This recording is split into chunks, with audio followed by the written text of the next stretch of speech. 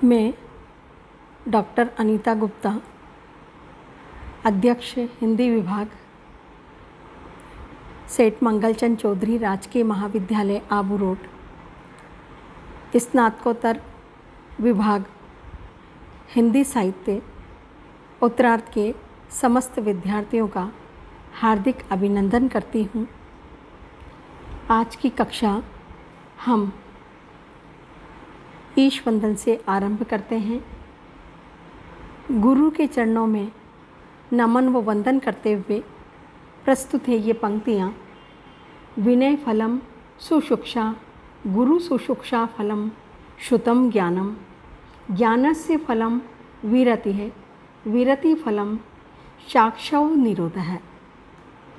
तुम्हारे पद्म चरणों में नमन 100 बार है गुरुवर, कृपा की एक किरण दे दो, दुखी संसार है गुरुवर। आज की कक्षा में हम भाषा की उत्पत्ति और उसके प्रारंभिक रूप पर चर्चा करेंगे। भाषा की उत्पत्ति कैसे हुई। कुछ भाषा विज्ञानवेत्ता भाषा की उत्पत्ति का क्षेत्र बहुत प्राचीन मानते हैं, कुछ इतिहास में उसका कारण ढूंढते हैं, कुछ मनोविज्ञानवेत्ता तथा मानव विज्ञानविद मनुष्य की बोली के आधार पर भाषा की उत्पत्ति बताते हैं। भाषा की उत्पत्ति के संदर्भ में 2 मार्ग हैं, प्रत्यक्ष मार्ग और परोक्ष मार्ग। आज हम प्रत्यक्ष मार्ग के विविध सिद्धांतों की चर्चा करेंगे। भाषा की उत्पत्ति के संबंध में प्राचीनतम विचार यूनानियों द्वारा व्यक्त किए गए, जिनमें ओल्ड टेस्टामेंट ने भी प्रत्यक्ष और अप्रत्यक्ष रूप से कुछ बातें कही। 18वीं सदी से चलते हुए 19वीं और 20वीं सदी में विविध मत उत्पन्न हुए और सभी ने भाषा की उत्पत्ति के लिए विभिन्न वाद और मत प्रस्तुत किए। उनमें से प्रमुख सिद्धांतों की चर्चा आज हम करेंगे, जैसे देवी उत्पत्ति सिद्धांत। इसमें माना गया है कि संसार और उसकी अनेकानेक चीज़ों की भांति भाषा को भी भगवान ने ही बनाया है। भारतीय पंडित वेदों को अपौरुषेय मानते रहे हैं। उनका दृढ़ विश्वास है कि संस्कृत को ईश्वर ने बनाया और फिर उसी भाषा में वेदों की रचना की। संस्कृत को देवभाषा कहने में भी उनके इसी विश्वास का संकेत है। संस्कृत भाषा तथा उसके व्याकरण के मूलाधार पाणिनि के 14 सूत्र शिव के डमरू से निकले माने जाते हैं। यहाँ भी उसी और संकेत है। ईश्वर निर्मित होने के कारण ही इसे सनातनी पंडित संसार की सभी भाषाओं का मूल मानते हैं। बौद्ध पाली को भी इसी प्रकार मूल भाषा मानते रहे हैं। उनका विश्वास है कि भाषा अनादिकाल से चली आ रही है। जैन लोग संस्कृत पंडितों और बौद्धों से भी 4 कदम आगे हैं। उनके अनुसार तो अर्धमागधी केवल मनुष्यों की ही मूल भाषा नहीं है, बल्कि सभी जीवों की मूल भाषा है। जब महावीर स्वामी इस भाषा में उपदेश देते थे तो क्या देव योनि के लोग, क्या पशु पक्षी सभी उस उपदेश का रसास्वादन करते थे। ईसाई भी, उनमें प्रमुखतः कैथोलिक लोग हिब्रू को संसार की सभी भाषाओं की जननी मानते हैं। उनके अनुसार हिब्रू आदम और हवा को पूर्ण विकसित भाषा के रूप में भगवान द्वारा दी गई थी। फिर बाबुल की मीनार वाली घटना के कारण उसी के अनेक रूप हो गए और इस प्रकार भाषा में अनेक भाषाएं हो गई। मुसलमान लोग कुरान को खुदा या कलाम मानते हैं। मिस्र में भी वहाँ के प्राचीन लोगों का अपनी भाषा के संबंध में ऐसा ही विश्वास था। यही नहीं, प्लेटो ने भी सभी चीज़ों के नामों को प्राकृतिक या प्रकृति प्रदत्त कहा था। ये भी मत देवी उत्पत्ति का ही एक रूप है। इसी मत के प्रभाव से लोगों का ये भी मत रहा है कि मनुष्य जन्म से ही एक भाषा सीखकर आता है और वही भाषा ईश्वर की सबसे पुरानी भाषा है। इसी का निश्चय करने के लिए मिस्र के राजा सेमेटिक्स ने 2 बच्चों को जन्म के बाद ही अलग रखा था। उसके पास जाने वालों को कुछ बोलने का निषेध था। बड़े होने पर उनके मुंह से केवल बेकोस शब्द ही सुना गया। रोटी देने वाले फिजियन नौकर ने गलती से कभी इस शब्द का उच्चारण उनके सामने कर दिया था। बेकोस फिजियन शब्द है और इसका अर्थ रोटी होता है। कहने का तात्पर्य यह है कि एक तो ईश्वर प्रदत्त और दूसरा फिर भाषाओं में इतना भेद क्यों? मनुष्यों में एक रूपता नहीं है, वैसे भाषाओं में एक रूपता नहीं है। यदि भाषा ईश्वर प्रदत्त होती तो कदाचित आराम से ही विकसित होती, किंतु इतिहास में इसके उल्टे प्रमाण भी मिलते हैं। दूसरे सिद्धांत पर हम आते हैं, विकासवादी सिद्धांत। उनके अनुसार भाषा का धीरे धीरे विकास हुआ है।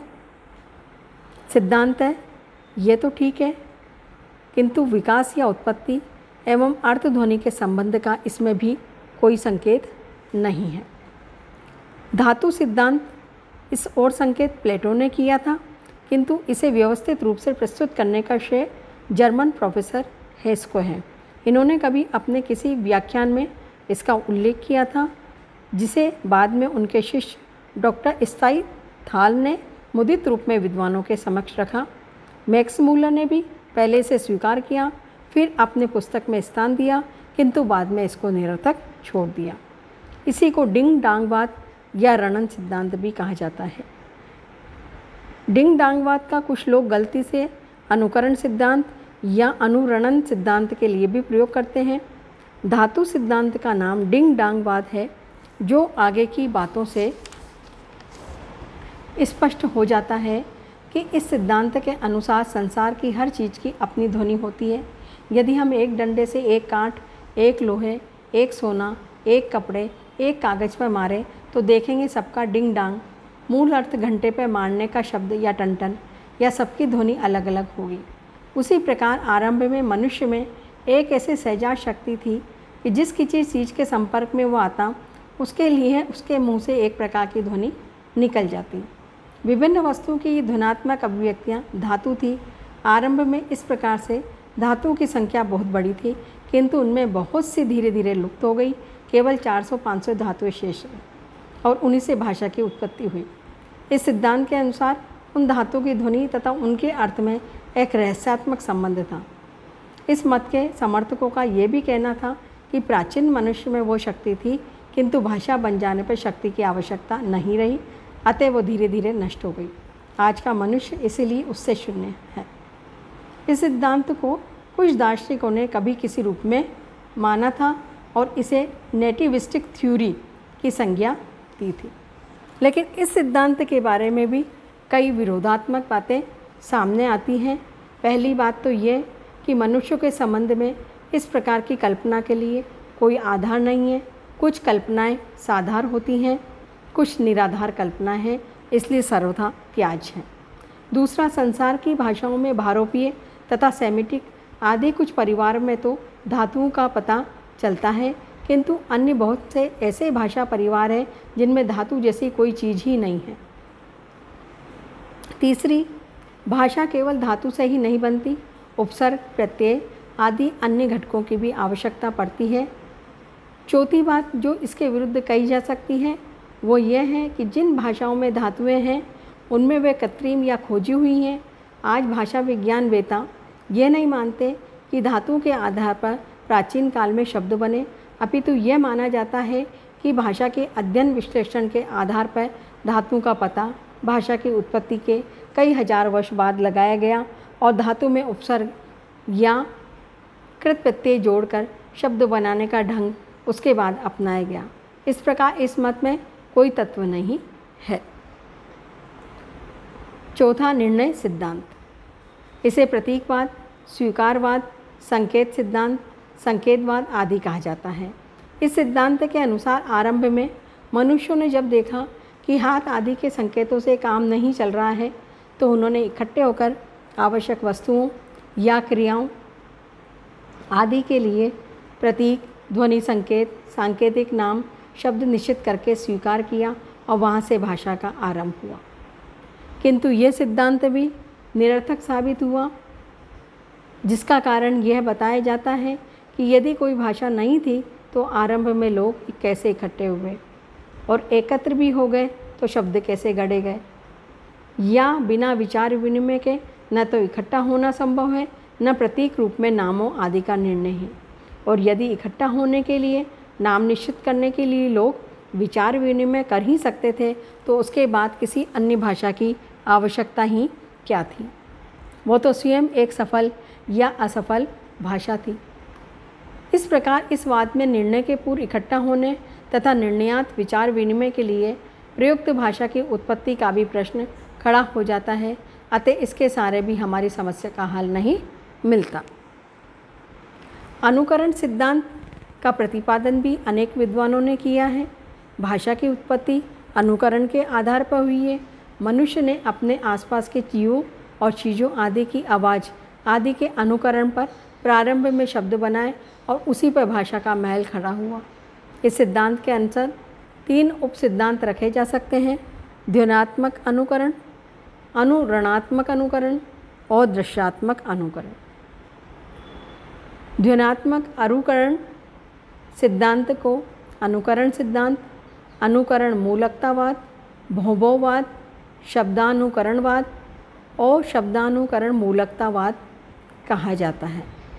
मनुष्य ने अपने आसपास के पशु पक्षियों आदि से होने वाली ध्वनियों के अनुकरण पर अपने लिए शब्द बनाए और फिर उसी आधार पर पूरी भाषा खड़ी हुई। लेकिन इसके विरुद्ध भी कई बातें सामने आई, जैसे रेनन विद्वान ने इस सिद्धांत का विरोध इस आधार पर किया था कि विश्व का सर्वश्रेष्ठ एवं विकसित प्राणी होता हुआ भी मनुष्य स्वयं कोई ध्वनि नहीं उत्पन्न कर सका और दूसरों की ध्वनियों का उसे अपनी भाषा बनाने के लिए सहारा लेना पड़ा। किंतु तत्वतः इस प्रकार के विरोध के लिए कोई ठोस आधार नहीं है। मनुष्य स्वयं ध्वनि उत्पन्न करता रहा होगा, पर अन्य जानवरों आदि के नामों या उनकी क्रियाओं के लिए उसने उनकी ध्वनियों के अनुकरण पर शब्दों का अनजाने ही निर्माण किया होगा। कुछ स्वीकार करें तो शब्दों की रचना स्पष्ट होती ही चीनी मियाऊं यानी बिल्ली, हिंदी म्याऊं, म्याऊं का मुंह कौन पकड़े, मेमे भेड़ की बोली, बेबे बकरी की बोली, मिमियाना बिबियाना, दहाड़ना, गरजना, गुर्राना, हिनहिनाना, फटफटिया मोटरसाइकिल के लिए देहाती नाम, पोंपो मोटर के लिए बच्चों द्वारा प्रयुक्त शब्द, घुग्गू उल्लू अपनी आवाज़ के कारण, अंग्रेजी कक्कू काक, संस्कृत काक, कोकिल। 99% से भी अधिक शब्दों के बारे में ये मत मौन है और इस सिद्धांत को आंशिक रूप से ही सत्य माना जा सकता है। इस आधार पर यह सिद्धांत भी खरा नहीं उतरता है। अनुरणात्मक अनुकरण अनुरण सिद्धांत, इसका अनुकरण पे तो पशु पक्षियों के आधार पर हम चर्चा कर चुके हैं, लेकिन अनुरणात्मक का मतलब ये है झंझनाना, तड़तड़ाना, कलकल, छल छल, ठक ठक, खटपट आदि। इन ध्वनियों के आधार पर भी भाषा का निर्माण, पूरी भाषा का निर्माण नहीं हो सकता है। कुछ शब्दों का निर्माण किया जा सकता है। इस आधार पर यह सिद्धांत भी नहीं चल सकता। दृश्यात्मक अनुकरण के आधार पर समीक्षकों का मत है कि शब्द बकबक, दगदग, जगजग तो भाषा में और भी कम होते हैं। उपयुक्त आक्षेप इस पर भी लागू होते हैं, ये भी नहीं चल सकता। मनोभावाभिव्यक्ति सिद्धांत, मनोभावाभिव्यक्ति सिद्धांत को भी काफ़ी नामों से जाना जाता है। मनोराग व्यंजक, शब्द मूलकतावाद, आवेग सिद्धांत, पुहुपुहुवाद, मनोभावाभिव्यंजकतावाद। इस सिद्धांत के अनुसार भी आरंभ में मनुष्य विचार प्रधान प्राणी न होकर अन्य पशु पक्षियों की भांति भाव प्रधान था और प्रसन्नता, दुख, विस्मय, घृणा आदि के भावावेग उसके मुख से ओ, छी, धिक, आहा, ओहो, फाई, उहु, पिश आदि जैसे शब्द सहज ही निकल जाया करते थे। धीरे धीरे इन्हीं शब्दों से भाषा का विकास हुआ और इस सिद्धांत के मान्य होने से कई कठिनाइयाँ आई। भिन्न भिन्न भाषाओं से एक शब्द एक ही रूप में नहीं मिलते, किंतु स्वभावतः आरंभ में ये निःसृत हुए होते तो अवश्य सभी मनुष्यों से लगभग एक से होते। संसार भर के कुत्ते दुखी होने पर लगभग एक ही प्रकार भूख कर रोते हैं, पर संसार भर के आदमी न तो दुखी होने पे एक प्रकार की हाय करते हैं और न प्रसन्न होने पे एक प्रकार का वाह, बल्कि लगता है कि उनके साथ संयोग से ही इस प्रकार के भाव संबद्ध हो गए हैं और ये पूर्णतः यादृच्छिक हैं। साथ ही इन शब्दों से पूरी भाषा पर प्रकाश नहीं पड़ता। किसी भाषा में इनकी संख्या 40-50 से अधिक नहीं होगी, वहाँ भी इन्हें पूर्णतः भाषा का अंग नहीं माना जा सकता। तो भाषा की उत्पत्ति की समस्या ज्यों की त्यों रहती है। भाषा के ध्वनियाँ मनोभावों के आधार पर कुछ सीमा तक ही हल की जा सकती हैं। भाषा की उत्पत्ति के भाषा के विकसित होने में इसमें सिद्धांत में सहायता अवश्य मिलती है, किंतु ध्वनियों के आधार पर ये व्यवस्था भी ज़्यादा कारगर साबित नहीं होती है। तो कुछ विचारकों ने यो है हो सिद्धांत का समर्थन किया, जिसे श्रमध्वनि सिद्धांत या श्रम परिहरण मूलकतावाद भी कहते हैं। इसके जन्मदाता वायर नामक विद्वान थे। उनका सिद्धांत था कि परिश्रम का कार्य करते समय सांस के तेजी से बाहर भीतर आने जाने, साथ साथ सुर तंत्र के विभिन्न रूपों में कंपित होने और तदनुकूल ध्वनियाँ उच्चरित होने से कार्य करने वाले को राहत मिलती है। इसीलिए कठिन परिश्रम करते समय कुछ कहकर श्रमिक लोग श्रम परिहार किया करते हैं। धोबी हियो या छियो, मल्लाह थकान के लिए यो है हो कहते हैं। ये सिद्धांत भी कुछ स्पष्टता नहीं रखता है, न तो ध्वनियों से किसी विशिष्ट अर्थ का ही संबंध रखता है, इसलिए ये सिद्धांत भी स्वीकार नहीं किया गया। इंगित सिद्धांत, इसका समर्थन पॉलिनेशियन भाषा के विद्वान डॉक्टर राय को है। इन्होंने माना कि भाषा के विकास की 4 सीढ़ियाँ हैं। पहली सीढ़ी भाव व्यंजक ध्वनियों की है, दूसरी अनुकरणात्मक शब्दों की है, तीसरी भाव संकेतों की है और चौथी अवस्था में स्वर व्यंजन आदि के विकास की अवस्था है। यानी जब मनुष्य भय, क्रोध, दुख, हर्ष, भूख, प्यास आदि के कारण बंदरों आदि की तरह इस प्रकार की ध्वनियाँ अपने भावों को व्यक्त करता है। फिर अनुकरणात्मक शब्दों की व्यवस्था है। उस अवस्था में आने पर विभिन्न जीव जंतु निर्जीव पदार्थों की ध्वनियों के अनुकरण पर शब्द बने। फिर तीसरी सीढ़ी भाव संकेत या इंगितों की है। इसमें अनुकरण जीव आदि द्वारा, अंगों का अनुकरण, अंगों के संकेत, उसके द्वारा शब्द बने। फिर चौथी मानसिक विकास की है, जिसमें धीरे धीरे भावों आदि के लिए भी शब्द बने और स्वर व्यंजन आदि के विकास की अवस्था हुई। इस तरह से भाषा का विकास हुआ। इस मत में भाषा के विकास की आरंभिक स्थितियां तो निश्चय आरंभ और विकास की दृष्टि से मान्य हैं, किंतु इसके बाद मुंह के जीव आदि अंगों से हाथ आदि बाह्य अंगों के अनुकरण के आधार पर ध्वनि या शब्दों की उत्पत्ति सही नहीं लगती। दूसरे, इस प्रसंग में ध्वनि और अर्थ का तर्क संबंध स्थापित करने की जोहानसन ने जो कोशिश की है वह तो और भी असंतोषजनक सिद्ध होती है। इसलिए यह सिद्धांत भी स्वीकार नहीं किया जा सकता है। टाटा सिद्धांत, इस सिद्धांत के मानने वाले आदिम मानव काम करते समय जाने अनजाने उच्चारण अवयवों से काम करने वाले अवयवों की गति का अनुकरण करता था और इस अनुकरण में कुछ ध्वनि संयोगों से शब्दों का अनुकरण हो जाया करता था। इन्हीं ध्वनियों और शब्दों से धीरे धीरे भाषा का विकास हुआ। कहना न होगा कि ये अनुकरण वाली बात बहुत कुछ इंगित सिद्धांत से मिलती जुलती है। ऐसा अनुकरण न तो आज का सभ्य मानव करता है, न असभ्यतम और अविकसिततम मानव जो विश्व के कुछ स्थलों से मिला है। इस तरह टाटा सिद्धांत भी स्वीकार नहीं किया जा सकता है। तो आरंभिक निरर्थक ध्वनियों से भाषा का विकास कैसे हुआ, यह भी स्पष्ट नहीं होता है।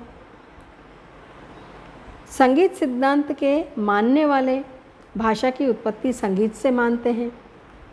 डार्विन और स्पेंसर ने इसे कुछ रूपों में माना है। उनका मानना है कि भाषा की उत्पत्ति खेल के रूप में हुई है और उच्चारण अवयव खाली वक्त में गाने के खेल के उच्चारण करने में अभ्यस्त हुए, इसका समर्थन किया। इसके अनुसार गाने से प्रारंभिक अर्थविहीन अक्षर बने और विशेष स्थिति में उनका प्रयोग होने से उन अक्षरों से अर्थ का संबंध हो गया। आदि मनुष्य भावुक अधिक रहा होगा। संभव है गुनगुनाने में उसे आनंद आता रहा हो, किंतु गुनगुनाने के अक्षरों से भाषा कैसे निकली, इसका स्पष्ट चित्र इसके समर्थकों ने हमारे सामने नहीं रखा है।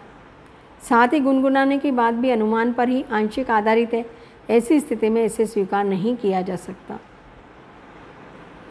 संपर्क सिद्धांत के प्रतिपादक जी रेवेज हैं, जो मनोविज्ञान के विद्वान थे।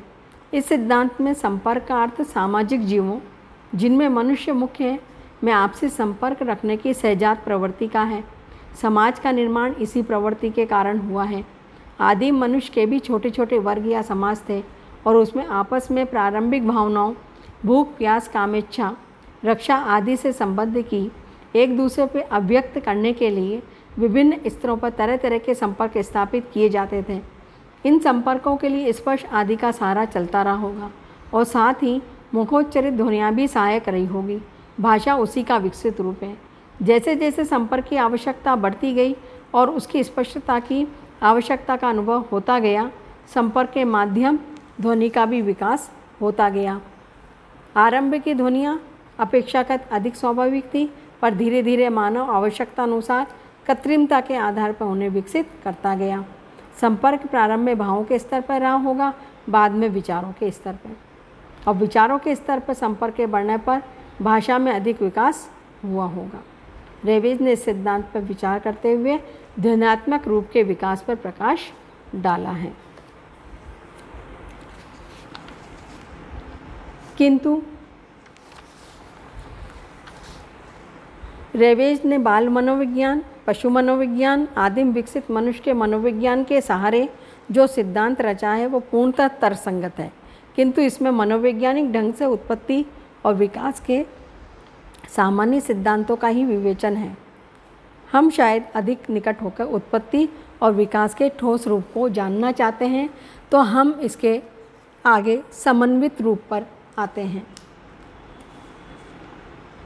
इसके समन्वित रूप को हम देखते हैं कि भाषा प्रारंभिक रूप में भाव संकेत, इंगित या ध्वनि समवाय दोनों पर आधारित थी।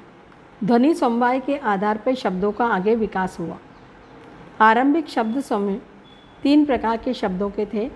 पहले प्रकार के शब्द अनुकरणात्मक, जैसे मिस्री माऊ, बिल्ली जो म्याऊं म्याऊं करती है। स्वीट का ये कहना है कि ये आवश्यक नहीं कि ध्वनि के अनुकरण पर आधारित शब्द पूर्णतः आधा ध्वनि के आधार पर हो, उनमें थोड़ा सा भी सादृश्य हो सकता है। दूसरे प्रकार के शब्द भावावेश व्यंजक या मनोभाव व्यंजक रहे होंगे। तीसरे प्रकार को शब्दों को स्वीट ने प्रतीकात्मक कहा है। भाषा के प्रारंभिक शब्द समूह में इस वर्ग के शब्दों की संख्या बहुत बड़ी रही होगी और इसमें अनेक प्रकार के शब्द रहे होंगे। प्रतीकात्मक शब्द उसे कहते हैं जिनका संयोग से या किसी अत्यंत सामान्य और थोड़े संबंध से किसी अर्थ से संबंध हो जाता है और वो उनका प्रतीक बन जाता है। जिसे बच्चे यूँ ही मामा, पापा, बाबा जैसे शब्द छोटी अवस्था में बोलने लगते हैं, तो माँ बाप इनका प्रयोग प्राय अपने लिए समझ लेते हैं।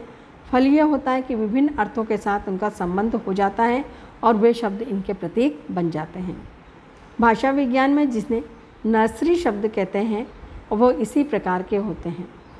इनमें अधिकांश में आद्य ध्वनियाँ ओष्ठ होती हैं। इनके अर्थ माता, पिता, चाचा, चाची, दाई आदि होते हैं जो बच्चे की देखरेख करते हैं।